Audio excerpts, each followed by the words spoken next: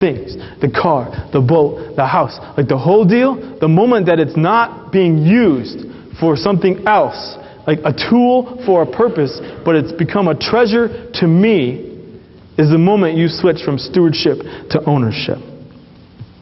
And it's the moment that generosity switches off and greed switches on. Because you think it's yours and you're trying to hoard stuff. You start caring more about the treasure than the owner who gave you the treasure.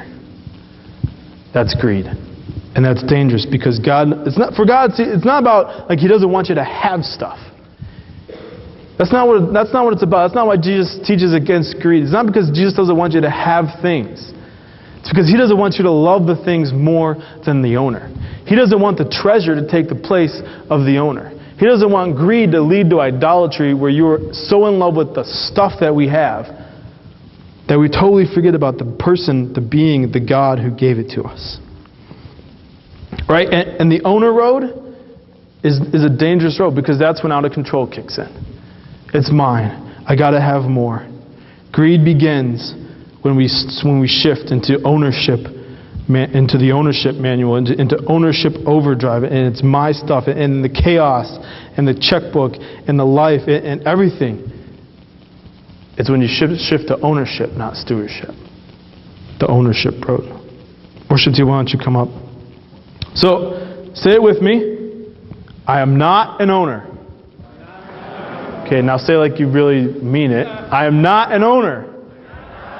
I am a steward. All right, you are a steward. I am a steward. I am not an owner. So you've all seen the MasterCard commercial where it says whatever, something, and then $20, this, that, $50, and then at the end it says priceless, a vacation with your family, priceless. All right, I wrote my own little commercial for the guy in the parable, but I think it hits to the heart of what Jesus is trying to get across in this passage.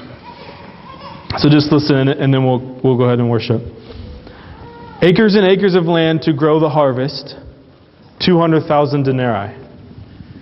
Reaping the harvest costs money, 50,000 denarii. Bigger barns to store the harvest, 100,000 denarii. Wine, food, entertainment to celebrate the harvest, 20,000 denarii. Leaving the entire harvest behind when the Lord calls me home, useless. There are some things money can't buy. When life is out of control, where will we invest our denarii? There are some things money can't buy. When life is out of control, where will we invest our denarii?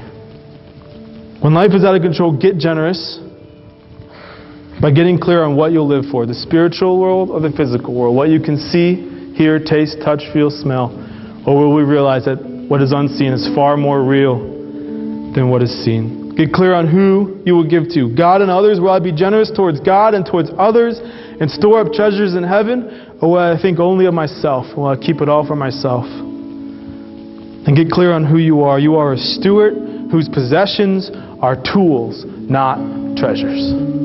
Amen?